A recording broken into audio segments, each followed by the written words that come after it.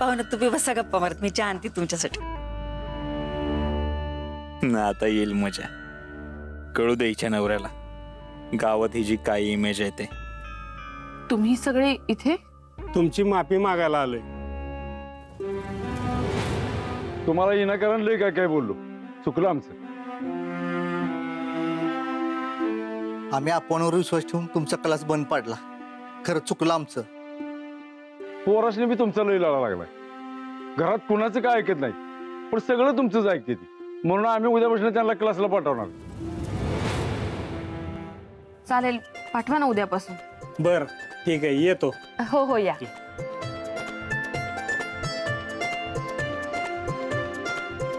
पाहुणं चहा. मंजू आता आलीस तर जीवनच जा. नको आजी, उगाच कशाला तुम्हाला त्रास. तू नको ज्यूस, माझा जावाय जेवण. मंगल वाईस माझ्या जावायसाठी गोडधोड कर ग. वय करते. काय मूर्ख अडाणी माणसं आहेत ही. त्या मंजूच्या नवऱ्यात काय एवढं कौतुक करण्यासारखं, त्याच्याशी इतक्या गप्पा मारण्यासारखं. त्या मंजूच्या नवऱ्याला त्याची जागा दाखवावीच लागेल. तुम्ही बसा इथं. हा मंजू दीदी तू जातीयस, मग मी बी येतो. चल.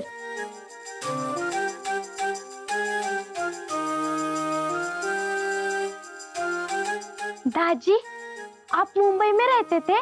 हो मग तुम्ही फिल्म सिटी पाहिली असेल ना? हो, बहुत बड़ी है क्या? खूप मोठी आहे. कॉलेजमध्ये असताना मित्रांसोबत गेलो होतो एकदा.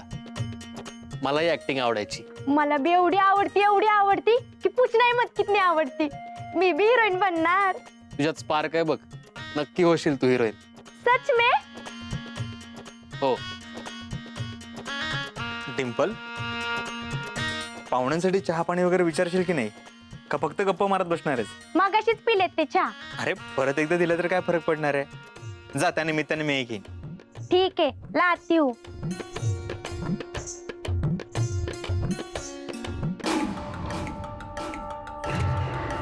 हॅलो. हे कधीपासून असं व्हीलचेअरवर?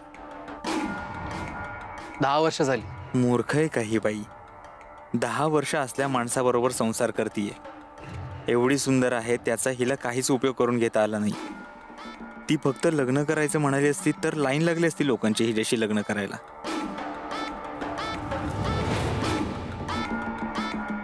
दहा वर्ष कमाल आहे तुमच्या नवरा बायकोची. हा डॉक्टर अमर बरोबर काय बोलतोय? म्हणजे अशा सिच्युएशन मध्ये पण त्यांनी तुमची साथ नाही सोडली. तुम्हाला खरं सांगू का, माझ्या क्लिनिकमध्ये कितीतरी केसेस येतात. मी कितीतरी जोडपी बघितली आहेत. ऍक्सिडेंटमध्ये नवऱ्याचा एक पाय जरी गेलं ना तरी घटस्फोट घेतलेले कितीतरी केसेस पाहिलेत मी. पण तुम्ही लकी आहात, तुम्हाला मंजुळासारखी बायको मिळाली. हो, हे अगदी खरं आहे. मी खूप नशीबवान आहे की मंजू माझ्या आयुष्यात आहे. हो, पण मला खूप वाईट वाटतं हो त्यांचं. त्या खूप सहन करतायत. म्हणजे पेशंटपेक्षा पेशंटची काळजी घेणाऱ्या माणसाचं मला खूप वाईट वाटतं. खूप दया येते त्यांची. बघा ना, घरचं करा, आर्थिक बाजू सांभाळा, आजारी माणसाचं सगळं करा. आतून किती खचले असल्या ना तरी चेहऱ्यावर दाखवणार नाहीत त्या. तुमच्यामुळे सतत त्यांना स्ट्रॉंग असल्याचा आव आणावा लागत असेल. हा, तुमच्याही हिमतीची दाद द्यायला हवी म्हणा. तुमच्या ठिकाणी दुसरा कोण माणूस असता ना तर त्याने कधीच आत्महत्या केली असती. पण तुम्ही तर. डॉक्टर काय बोलताय तुम्ही हे? मंजू, मला आत्ताच्या आत्ता घरी घेऊन चल. मला नाही थांबायचं इथे. अहो पण मी तुला सांगितलं ना, मला घरी घेऊन चल. दाजी, चहा तर घ्या. नकोय मला चहा. मंजू, मला घरी नेणारच की नाही? हो हो नेते. डिंपल, सरू आजीला सांग आम्ही गेलो म्हणून. जेवायला परत कधीतरी येऊ. वय सांगते.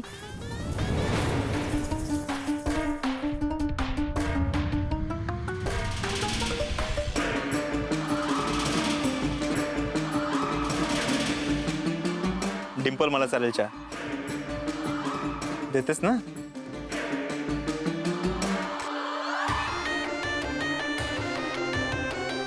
तुम्ही का त्रास करून घेताय ह्या अशा निगरगट्ट आणि असंवेदनशील माणसाच्या बोलण्याचा?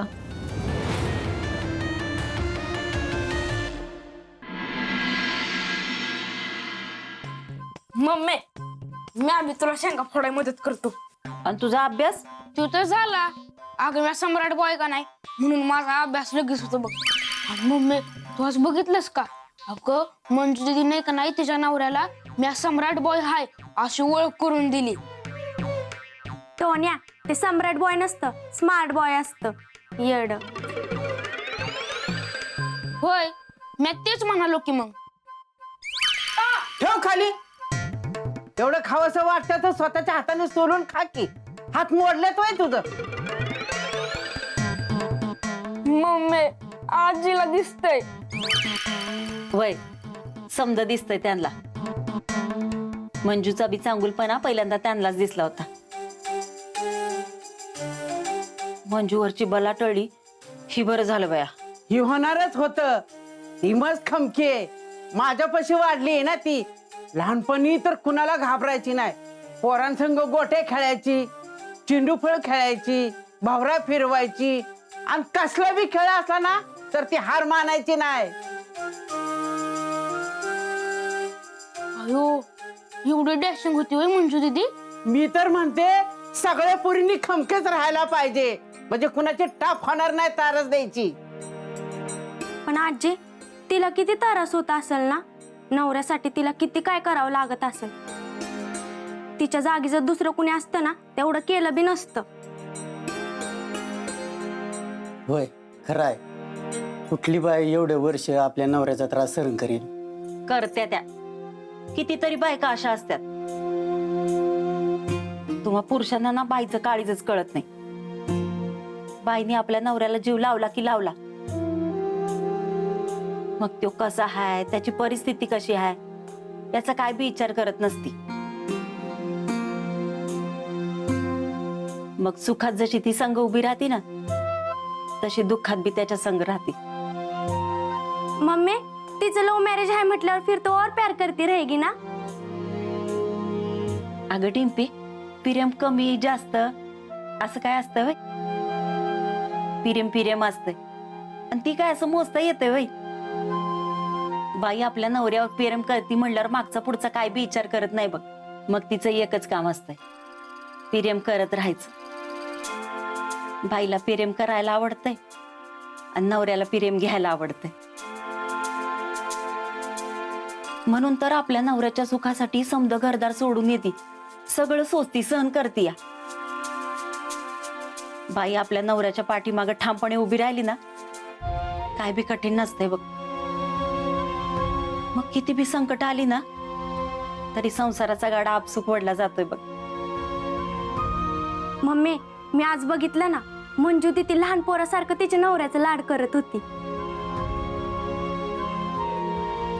होय मम्मी अगं ऐक की अगं जर एखाद्या बाईचं लगीन झालं तर मग ती फक्त तिच्या नवऱ्याचाच लाड करते होय.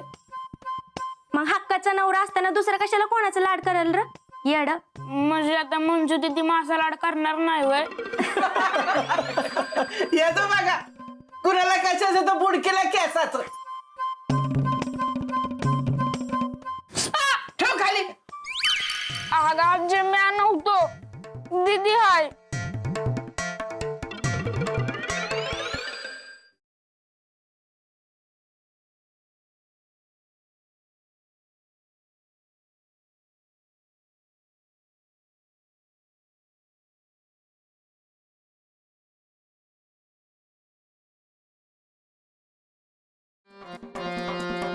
अरे इकडं परिस्थिती काय आणि तुझं काय चाललंय.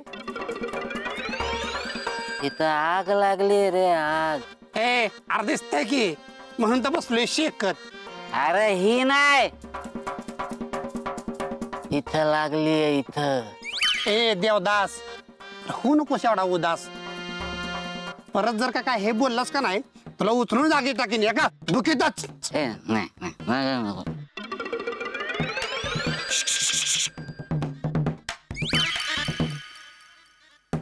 नाम्या ए नाम्या तुला कसला आवाज आला कर आता. कसला अरे ती असा कसला बी आवाज करून मला घाबरू नको. आधीच सांगतोय आधीच मला भूताक येताना लय भीती वाटते. आणि माझा मूड बी नाही आज.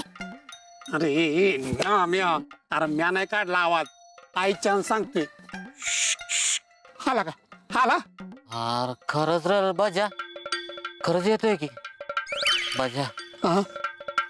चिचेच्या झाडावर कुणीतरी असतं असं म्हणतात लोक. ए नाम्या, अरे ही मला कशाला सांगितलंस? मला तर लय भ्या वाटतं बघ भूतांचं. तू प्यालवान आहेस, प्यालवान. अरे पैलवान असून म्हणून काय झालं? पैलवान काय भूता सोडतायत वय? भूतांकडे एक्स्ट्राची पावर असते, एक्स्ट्राची. हा? आला का आला आवाज? हा नाम्या, आपण काय करू माहिती का? दोघं एकदम सगळंच माग बघू. चाल. 1 2 3.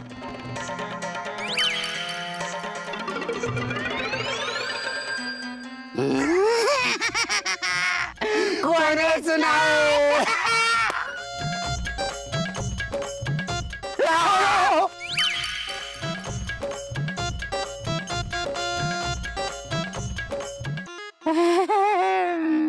बाबू दादा आहे, बाबू दादा आहे.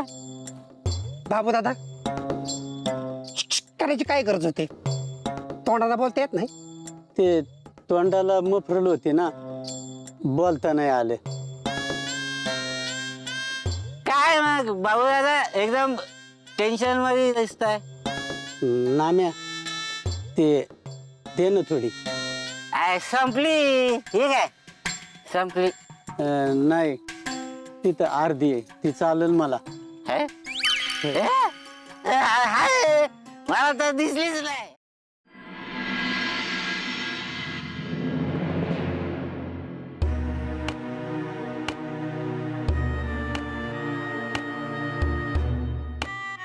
संजू, काय करतोयस? बोल, काय काम आहे? का? काही काम असेल तरच मी तुझ्या घरी यायचं का? नाही, कारण आपलं नातं फक्त कामापुरतंच आहे ना. असं का बोलतोय संजू? मग दुसरं काय बोलू? तुझ्या आयुष्यातली एवढी मोठी गोष्ट लपून ठेवलीस तू माझ्यापासून. मित्र म्हणतेस ना मला, मग आधी सांगायला काय झालं होतं सगळं? नाही सांगितलं, कारण ऑलरेडी तू माझ्यासाठी इतकी धावपळ करतोयस. मला तुला अजून त्रास नव्हता द्यायचा. तुझी कामं करून मला त्रास होतो हे कोणी सांगितलं तुला? आणि आपल्या माणसाला मदत करण्यास कधी त्रास होतो का? मग आपल्या माणसाकडून चूक झाल्यावरती त्याच्यावरती इतकं रागवतात का? हे असं तुसड्यासारखं वागतात का? मग दुसरं काय करू? तुझ्या नवऱ्याबद्दल मला आधी सांगितलं असतं तर तुला मदत तरी करता आली असती मला. मग आता करतोयच की. खरं सांगू संजू, तू माझ्यासाठी खूप केलं आणि करतोयस. तू मला, आमच्या घराला आपलं मानतोस ना, हेच खूप आहे माझ्यासाठी. अरे याच आशेने तर मी आले गावात. ज्यावेळी मी ठरवलं ना गावाकडे यायचं, त्यावेळी माझ्या डोळ्यासमोर पहिला तूच आलास. म्हणून दुसऱ्या कोणालाही न सांगता मी तुला पहिल्यांदा फोन केला आणि सांगितलं की मी या गावात परत येते. आणि राहिला प्रश्न माझ्या नवऱ्याचा, त्याच्या आजारपणाबद्दल त्याला कोणी सहानुभूती दाखवलेली अजिबात आवडत नाही. म्हणून तुला मी सांगितलं नाही. तुला हर्ट झालं असेल, राग आला असेल तर सॉरी. आपल्या माणसाला कोणी सॉरी म्हणत नसतं, नाही तर परत राग येईल ना मला. ठीक आहे बाबा, नाही म्हणणार सॉरी. जोपर्यंत मी तुझ्या हातचा चहा पित नाही ना, माझा राग जाणार नाही. हा आता तरी तुझ्या घरात मला चहा प्यायला घेशील ना? बघितलंस का धने, माझी मंजू कशी धुतल्या तांदळागत आहे ते, आणि तू लागली होतीस तिला नावं ठेवायला. भया, मी कधी नावं ठेवत होते? हा, आता गाव नावं ठेवत होतं म्हणून मी बी म्हणत होते. अगं त्या कंपाऊंडरनीच गावातल्या माणसांच्या मनात भरावलं असेल. आता तुला कसं पैसे दिले की लगेच तू लागली त्याच्या बाजूने बोलायला. गावातल्या माणसांवरनं लिंबू फिरवला असेल, आलाय मोठाले शाना बनायला. त्याला वाटलं आता मंजूला हाकलून द्यायचं गावातनं, का त्याच्या बापाचं राज्य आहे वय? अगं, मंजूला नाही ना काढलं गावानं बाहेर, मग दे की इशे सोडून. असं कसं सोडून दे? त्या कंपाऊंडरनं लय तारच दिलाय तिला, आणि तिने चांगला धडा शिकवलाय बघ. अगं, पण डॉक्टर चांगले आहेत तसे. तरी बी नरकात जागा मिळायची नाही त्याला. आतल्या गाठीचा आहे. मंजूने चांगलं त्याचं तोंड बंद केलंय. मुडदा टापलाय तिला गावातनं बाहेर घालवायला. पण माझी मंजुळा त्याच्यापेक्षा हुशार आहे. त्याला पुरून उरती का नाही बघ. हे असं काय करतेस? मी काय बारकी पोरगी आहे बाई गुदगुल्या करायला? अगं गुदगुल्या नव्हती करत, डॉक्टर ऐकत्यात म्हणून खुणवत होते तुला, पण तुझ्या तोंडाचा पट्टा थांबतोय वय. गेला आता ती, ऐकलं तुझं समद. मग ऐकू दे की ऐकलं तर. मी काय भीती वय त्याला? त्याच्या तोंडावर बोलील. चावडीवर हाणायचं आणि कुणाला सांगू नको म्हणायचं. आपल्याला नाही जमत ती.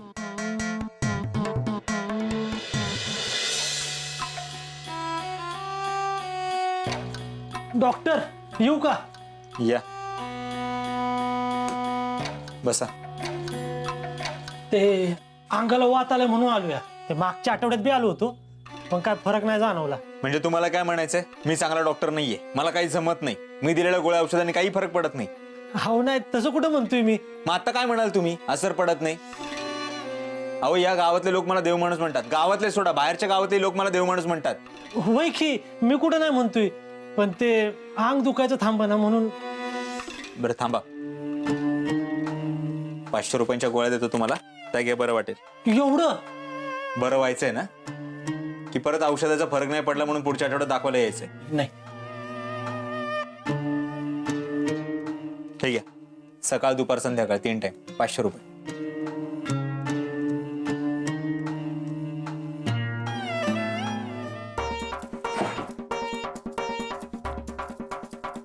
काय डॉक्टर काय चाललंय? वेळ जात नाही माझा, टाइमपास करत बसले.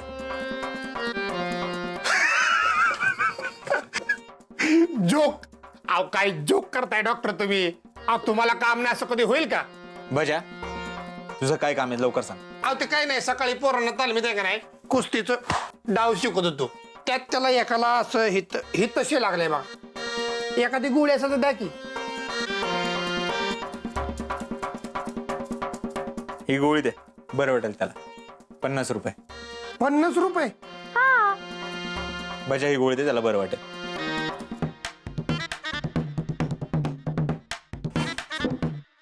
डॉक्टर तुम्ही मंजीच्या नवऱ्याला भेटला का हो? म्हणजे का नाही कुणाला घरात घेत नव्हती, तुम्हाला काय बाय बोलली का नाही, तेव्हा लय राग आलता मला त्याचा. पण काल लगा लगा लगा तिच्या नवऱ्याकडे बघितलं, माझ्या काळजा असं धास झालं. कसं सच झालं बघा. लय म्हणजे लयच वाईट वाटलं मला. बजा, इथून पुढे माझ्या दवाखान्यात मंजुळाचा विषय अजिबात काढायचा नाही. नाही म्हणजे मला दुसऱ्यांच्या चेहऱ्यावरती दुःख बघवत नाही, तुला तर चांगलंच माहिती आहे. त्रास होतो रे खूप, म्हणून म्हटलं की मंजुळाचा विषय नको काढूस. हाव तर तर तर तर असं म्हणजे असंच असेल बघा. अहो माझ्यासारख्या रांगड्या गाड्याच्या काळजात असं दर झालं. तुमचं काळीच तर असं सशाच आहे. सत्य. बजा ही गोळी त्याला दे, बरं वाटेल.